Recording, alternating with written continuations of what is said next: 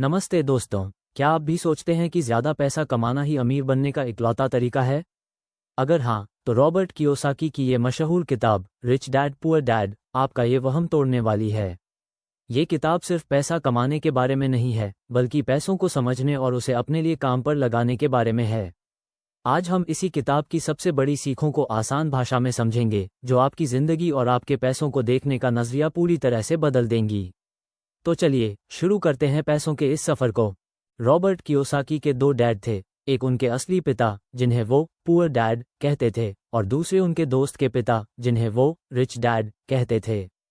Poor dad highly educated थे और हमेशा अच्छी नौकरी के पीछे भागते थे, जबकि रिच डैड ने कभी कॉलेज नहीं देखा, लेकिन वो एक सफल बिजनेसमैन और इन्वेस्टर थे। पुअर डैड कहते थे, go to school, get good grades and get a secure job. लेकिन रिच डैड कहते थे, पैसा क्या है, इसे समझो और इसे अपने लिए काम पर लगाओ। यही उनके सोच का सबसे बड़ा फर्क था। किताब का सबसे पहला और ज़रूरी कॉन्सेप्ट है द रैट रेस, यानी वो चक्र जिसमें ज़्यादातर लोग फंसे रहते हैं। लोग नौकरी करते हैं, सैलरी मिलती है, बिल भरते हैं और फिर से नौकरी करते हैं। ये एक अंतहीन दौड़ है। रिच डैड सिखाते हैं कि इस रैट रेस से निकलने का एक ही तरीका है फाइनेंशियल एजुकेशन। हमें ये समझना होगा कि पैसे कैसे काम करते हैं और उन्हें अपने लिए कैसे काम पर लगाया जाए। स्कूल हमें ये सब नहीं सिखाता, इसलिए हमें खुद सीखना होगा। अब बात करते हैं रिच डैड पुअर डैड के सबसे क्रिटिकल कॉन्सेप्ट की, एसेट्स और लायबिलिटीज में फ़र्क समझना। आसान शब्दों में, एसेट वो है जो आपकी जेब में पैसा डाले और लायबिलिटी वो है जो आपकी जेब से पैसा निकाले। रिच डैड हमेशा एसेट्स खरीदने पर जोर देते थे, जबकि पुअर डैड लायबिलिटीज को ही एसेट समझते थे। जैसे, अगर आप एक घर खरीदते हैं जिसमें आप खुद रहते हैं, तो वो एक लायबिलिटी है क्योंकि वो आपकी जेब से पैसे निकाल रहा है, मेंटेनेंस। लेकिन अगर आप एक घर खरीदकर उसे किराए पर देते हैं, तो वो एक एसेट है क्योंकि वो आपकी जेब में पैसा डाल रहा है। ज़्यादातर लोग पैसे के लिए काम करते हैं, लेकिन रिच डैड का मंत्र था, make money work for you. गरीब और मिडिल क्लास लोग अपनी सैलरी बढ़ाने पर ध्यान देते हैं, जबकि अमीर लोग ऐसे एसेट्स बनाने पर ध्यान देते हैं जो उनके लिए पैसिव इनकम जनरेट करें।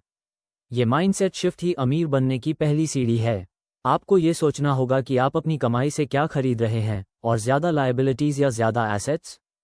तो सवाल ये है कि ऐसे एसेट्स कैसे बनाएं? रिच डैड इसका जवाब देते हैं बिजनेस और इन्वेस्टमेंट। अपनी फाइनेंशियल लिटरेसी बढ़ाकर आप रियल एस्टेट, स्टॉक्स, बॉन्ड्स या अपना खुद का बिजनेस शुरू कर सकते हैं। रिच डैड ने रॉबर्ट को सिखाया कि कैसे टैक्सेस को समझना और कानूनी रूप से उसका फ़ायदा उठाना भी एक आर्ट है। अमीर लोग इन्वेस्टमेंट्स और बिजनेस के जरिए ऐसे एसेट्स बनाते हैं जो उन्हें बिना काम किए भी पैसा देते रहते हैं। लेकिन कई लोग फाइनेंशियल एजुकेशन से दूर भागते हैं क्योंकि उन्हें डर लगता है या वो आलसी होते हैं। रिच डैड कहते थे कि डरना ज़रूरी है, लेकिन उस डर को सीखना और आगे बढ़ने का मौका बनाओ। गलतियां करने से मत डरो, उनसे सीखो। आलस छोड़ो और एक्शन लो। फाइनेंशियल इंटेलिजेंस कोई जादू नहीं, ये लगातार सीखने और प्रैक्टिस करने से आता है। चुनौतियां आएंगी, लेकिन उनसे भागने की बजाय उनका सामना करो। तो इन सीखों को अपनी ज़िंदगी में कैसे उतारें? सबसे पहले फाइनेंशियल एजुकेशन पर ध्यान दें। किताबें पढ़ें, सेमिनार अटेंड करें, मेंटर्स ढूंढें। दूसरा, एसेट्स खरीदना शुरू करें, भले ही छोटे स्तर पर ही क्यों ना हो।